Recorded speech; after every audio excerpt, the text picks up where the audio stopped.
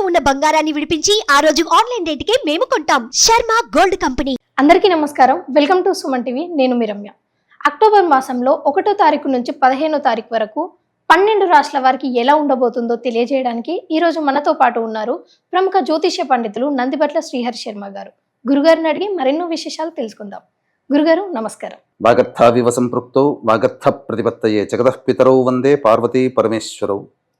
సదాశివసమారంభాం శంకరాచార్య మధ్యమాం అస్మదాచార్య పర్యంతం వందే గురు పరంపరాం. ఆదిత్యాయ చ సోమాయ మంగళాయ బుధాయ చ గురుశుక్ర శనిభ్యశ్చ రాహవే కేతవే నమః. శృంగేరి జగద్గురు పీఠాధిపతులకి కంచి పీఠాధిపతులకి నమస్కారములు తెలియచేసుకుంటూ కార్యక్రమాన్ని ప్రారంభిద్దాం. గురుగారు, అక్టోబర్ మాసంలో 1వ తారీఖు నుంచి 15వ తారీఖు వరకు తులారాశి వారికి ఎలా ఉండబోతుంది? 1వ తారీఖు నుంచి 15వ తారీఖు వరకు తులారాశి వారికి ఏ విధంగా ఉండబోతుంది అనేటువంటి విషయాన్ని తెలుసుకునేందుకు గ్రహ సంచారం తెలుసుకుందాం. రాశిలోనే శుక్రుడు 11వ తారీఖు నుంచి బుధుడు కూడా ప్రవేశం చేస్తాడు. 12 ఇంట రవి, కేతువు మరియు బుధుడు, 5వ ఇంట శని వక్రీకరించి ఉండడం, 6వ ఇంట రాహు మరియు అష్టమ స్థానంలో గురువు మరియు నవమ స్థానంలో కుజుడు. వెరసి చూసుకున్నట్లయితే గ్రహ సంచార ప్రభావం అనేటువంటిది మిశ్రమ ఫలితాలు అనేటువంటి కలగచేస్తున్నాయి. ముఖ్యంగా ఈ యొక్క రాశి వారికి 12వ స్థానంలో ఈ యొక్క 2వ తారీఖు రోజున ఏర్పడేటువంటి సూర్యగ్రహణ ప్రభావం వలన కొంత మానసికమైనటువంటి ఆందోళన కలిగినటువంటి జీవితాన్ని పొందుతారని చెప్పవచ్చు. ఏ పని ఎందో కూడాను జిగ్జాగ్ అంటే నిర్ణయం సరిగ్గా తీసుకోలేనటువంటి పరిస్థితి ఈ యొక్క తులారాశి వారికి ఏర్పడబోతుంది. అలాగే ఖర్చులు కూడా అధికంగా అయ్యేటువంటి అవకాశాలు ఉంటాయి. చేసేటువంటి ప్రతి ప్రయత్నంలో ఆటంకాలు అనేటువంటివి కలుగుతాయి. కాబట్టి జాగ్రత్తలు పాటించండి తులారాశి వారు. ముఖ్యంగా సరైన సమయానికి నిద్ర పట్టకపోవడం అనేటువంటి దాన్ని కూడా మీరు గమనించవచ్చు. ఇక గమనించుకున్నట్లయితే ప్రధానంగా అష్టమ స్థానంలో గురు సంచార ప్రభావం వెరసి చూసినట్లయితే గురువు యొక్క అనుగ్రహం సంపూర్ణంగా లేకపోవడం, తద్వారా కొన్ని పరిస్థితులు అనేటువంటివి ఏర్పడబోతున్నాయని చెప్పవచ్చు. ముఖ్యంగా గురు ప్రభావం వలన ఈ 2-3 తారీఖుల్లో కనుక చూసుకున్నట్లయితే ఈ యొక్క ఖర్చులు ధర్మ కార్యక్రమాలుగా మంచి ఖర్చులే చేస్తారని చెప్పవచ్చు. ఇక గమనించుకున్నట్లయితే ఈ యొక్క సంబంధించినటువంటి 7-8 తారీఖులో కూడా మీకు ఖర్చులు కనబడుతున్నాయి. అలాగే ఈ సంబంధించినటువంటి తులారాశి వారికి ఏ తర్వాత మిశ్రమ ఫలితాలు పొందుతారని చెప్పవచ్చు. ముఖ్యంగా ఎఫ్ఎంసీజీ మరియు హోటల్, జ్యువెలరీ రంగం, విద్యాలయాలు, అలాగే ఫుడ్కు సంబంధించినటువంటి వ్యాపారస్తులు నూతన పెట్టుబడులు పెట్టకపోవడమే చాలా మంచిదనేటువంటి విషయాన్ని గమనించుకోవాలి. అయితే ఈ యొక్క కుజ సంచార ప్రభావము మీకు 20వ తారీఖు నుంచి మార్పు చెందబోతుంది. పట్టుదలతో మీరు మొండి ధైర్యంతో ముందడుగు వేయాల్సినటువంటి పరిస్థితి వస్తుంది. మీరు చేసేటువంటి ఉద్యోగంలో కావచ్చు, వ్యాపారంలో కావచ్చు, ఆత్మవిశ్వాసంతో మీరు ముందడుగు వేస్తారు 20వ తారీఖు తర్వాత నుంచి. కాబట్టి ఇప్పటి వరకు కొన్ని రకాల ఇబ్బందులు అనేటువంటివి ఉన్నా సాధారణంగానే జరిగిపోతాయని చెప్పొచ్చు. ముఖ్యంగా న్యాయ సంబంధమైనటువంటి విషయాలు, మీరు ఎప్పటి నుంచో పోరాడుతున్నటువంటి విషయాలు వ్యాజ్యానికి వచ్చే అవకాశాలు, అనగా హీరింగ్కి వచ్చే అవకాశాలు గోచరమవుతున్నాయి, కోర్టు సంబంధమైనటువంటి. అలాగే ఈ రైతులకి సంబంధించి చూసుకున్నట్లయితే 20వ తారీఖు తర్వాత నుంచి అద్భుతమైనటువంటి యోగదాయకమైనటువంటి పరిస్థితి గోచరమవుతుంది. కాబట్టి ముందుగా ప్రిపేర్ అవ్వండి. రైతులకి మంచి యోగమైనటువంటి కాలం 20వ తారీఖు నుంచి ప్రారంభమవుతుందని చెప్పవచ్చు.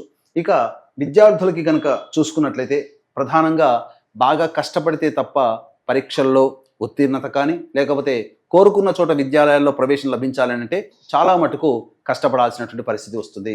ఇక వివాహానికి సంబంధించినటువంటి ప్రయత్నాల్లో ఉన్నటువంటి వారు 11వ తారీఖు తర్వాత వివాహ ప్రయత్నాల్లో మీరు ముందడుగు వేస్తారు. తద్వారా మీరు కోరుకున్నటువంటి జీవిత భాగస్వామిని పొందే అవకాశాలు మీకు గోచరమవుతున్నాయని చెప్పవచ్చు. అయితే శత్రుత్వ భావనలో మీ చుట్టుపక్కల ఉన్నటువంటి వారు శత్రుత్వ భావన పెరిగే అవకాశం ఉంది. కాబట్టి జాగ్రత్తలు పాటించండి.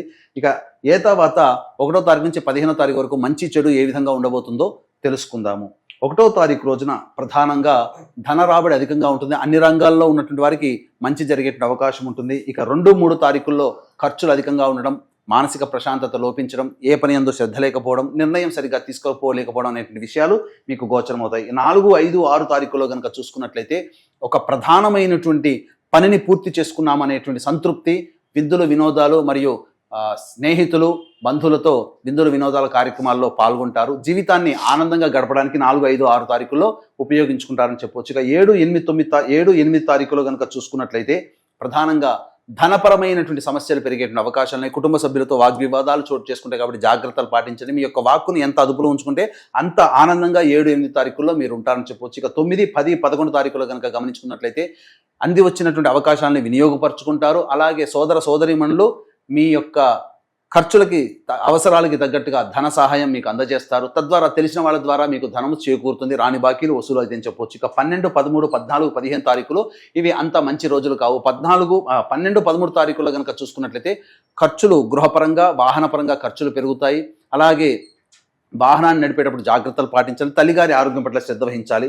ఇక 14, 15 తారీఖుల్లో మాత్రం మీ యొక్క ఆరోగ్యం పట్ల శ్రద్ధ వహించాల్సినటువంటి పరిస్థితి. అలాగే ఎంత ప్రయత్నం చేసినా ఆలోచనలకే పరిమితమై తప్ప ఈ యొక్క పనులు కార్యరూపం దాల్చవు. అలాగే వృధా కాలయాపన జరిగే అవకాశం ఉంటుంది.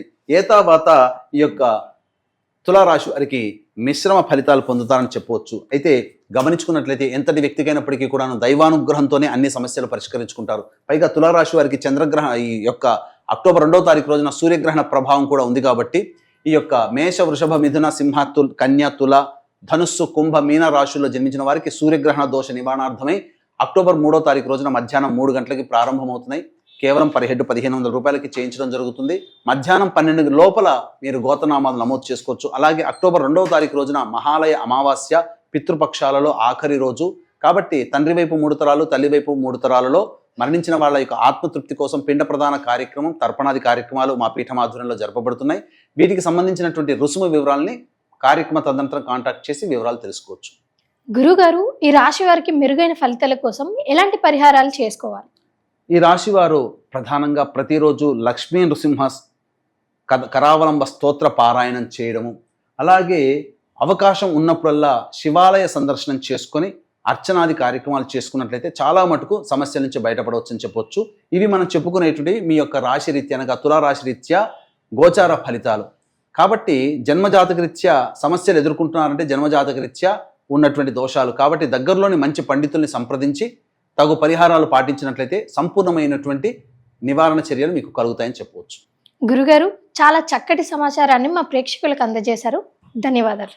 సర్వం శ్రీ ఉమామహేశ్వర పరబ్రహ్మార్పణమస్తు.